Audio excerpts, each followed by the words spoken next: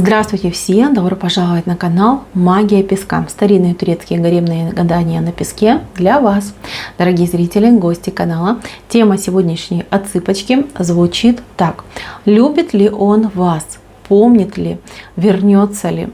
Если вам эта тема интересна, пожалуйста, присоединяйтесь к моему гаданию. Посмотрите на песочек, загадайте на человека, ну и задайте такой вопрос. Любит ли он меня? Помнит ли он меня? Вернется ли он ко мне?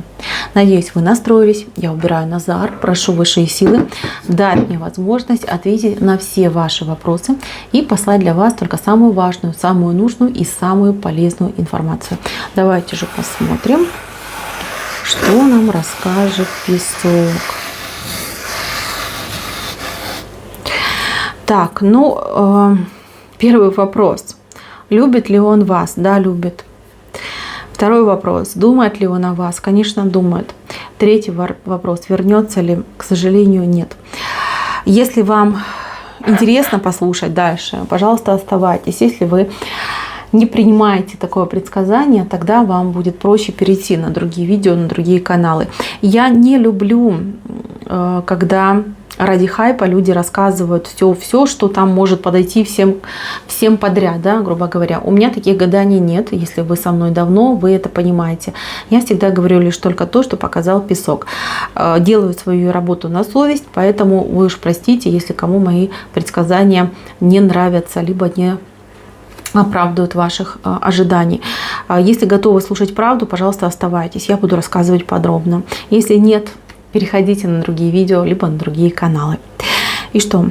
У нас тут видно, что мужчина очень сильно любит. У нас тут видно, что мужчина этой любовью живет.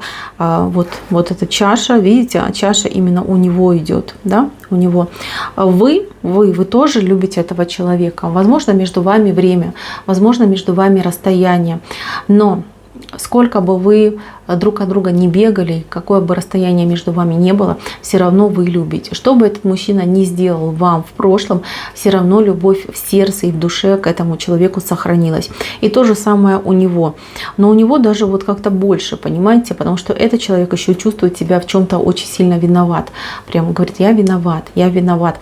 А у него любовь смешалась с чувством вины. А это, знаете, очень такая вот ядовитая штука получилась. Прям таки она его отравляет.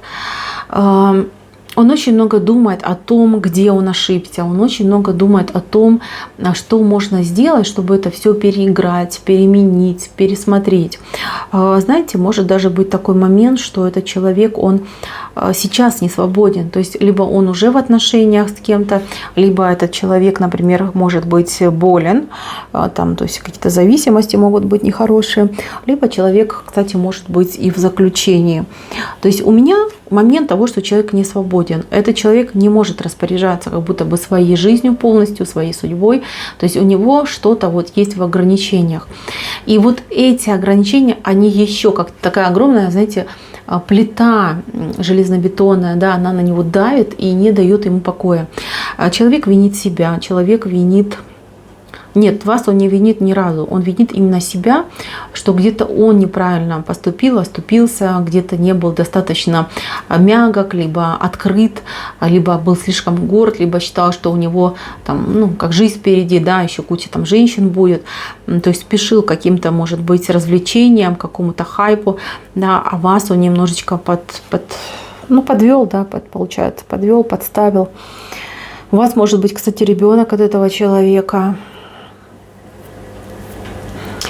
Да, это очень сложная ситуация вышла, но я вам скажу такую вещь. Ваши отношения, вот тут половинка на половинку.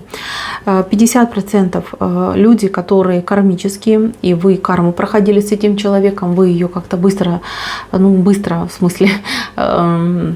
на сегодняшний день, да, получается, вы ее там разрубили, прошли, отпустили и вас разбросало. А у кого-то явно здесь было вмешательство достаточно жесткое, вмешательство третьих лиц в ваши отношения. Тут вам перебивали, тут вас могли и портить, и магичить, и шантажировать, что только не делалось для того, чтобы вас развести и разбросать. И все это шло негативом на мужчину.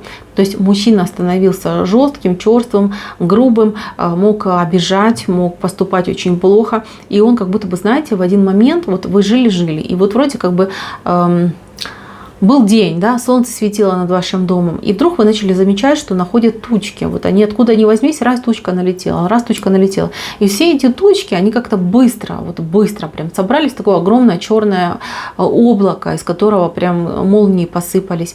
И град пошел, даже не дождь, а град, который больно бил, понимаете?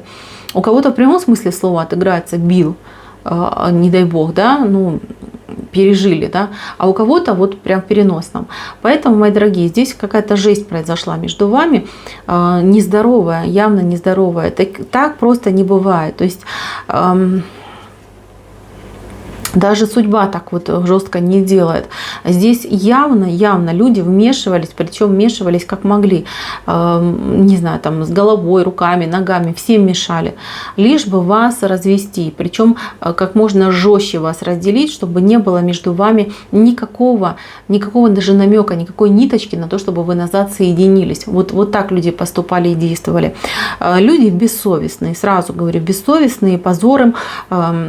Ничего хорошего эти люди не получат в будущем, либо уже не получили, либо еще за это ответят. Это все будет. Вы об этом даже, может, и узнаете. Но вам это не принесет такого облегчения. Вам жалко тех лет, тех чувств и тех эмоций, которые у вас были. Вам жалко, что с вами так жестко поступили, что человек, которого любили, которого доверяли, ну, такую вот жестокость проявил, да, так вот повел себя, такую вот страшную гримасу вам показал, да, вы к нему с улыбкой, а он к вам со скалом, таким звериным, да, получается. За это вам обидно, и этого вам жалко, что, да, могли бы жить, не тужить, но вот такая ситуация. А я вам больше скажу. Здесь, ну, еще раз, да, вот я вам говорила, что если люди свободные от кармы, от каких-то кармических проявлений, то испортить этих людей, либо навести на них какой-то негатив практически невозможно, да. То есть карма, она и есть как будто бы броня, только она бывает разных свойств, да, либо она броня, которая вас полностью защищает, как будто бы вы в рубашке родились, от всего защищает. А есть броня, которая, наоборот, таки весь негатив приманивает, да, когда у вас идет отработка, например, прошлых жизней, либо наработка какого-то жесткого опыта в этом воплощении. Поэтому здесь не просто так это все случилось. Стоит ли вам сожалеть о прошлом? Нет, не стоит. Что нужно вам сделать? Извлечь уроки нужно. Прям в прямом смысле слова извлечь уроки, чтобы вы в будущем не сталкивались с такой ситуацией. Потому что злые люди, они, ведь понимаете, они среди нас. И даже хороший человек может в процессе жизни тоже регенерировать, да, и вообще поменяться, может там перейти из одного состояния в другое. Вот в природе существует такое явление, да, когда, например, самка и самец меняются полами. Вот в природе человека тоже заложен такой момент, что человек может озлобиться, оскотиниться, просто вот прям из ангела, да, превратиться в демона. Это тоже есть. Многие даже души приходят специально, чтобы пройти такую жизнь, да, приобрести такой навык и урок для своего будущего, для своего портфолио.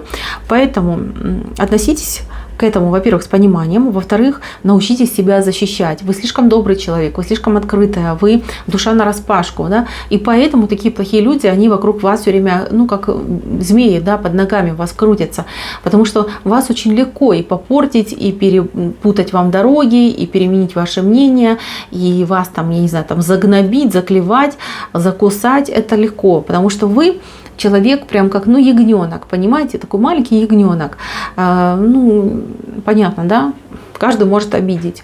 Становитесь зубастей, становитесь ягненком, но с острыми зубами, да? Чтобы какая-нибудь змея как подползет, а вы ее как укусите за хвост, да? Чтобы ей не захотелось ничего плохого вам делать. Смотрите. У этого человека, он, скорее всего, даже сам себя обманул. У этого человека слишком было много амбиций, слишком было много какого-то бахвальства, самоуверенности, что я там крутой, я то, я сё. А по итогу оказалось, что нет. Нет и нет. Сейчас он в состоянии жертвы. Либо, еще раз говорю, либо он в очень жестком браке, там, где женщина, ну, извините, его за бубенцы вертит над головой, либо он сейчас болен, он полностью, как, знаете, не принадлежит сам себе. Либо человек действительно где-то в местах не столь отдаленных, да, когда он лишен самого главного, он лишен свободы. Человек сейчас оплакивает свою жизнь, но в первую очередь он оплакивает вас.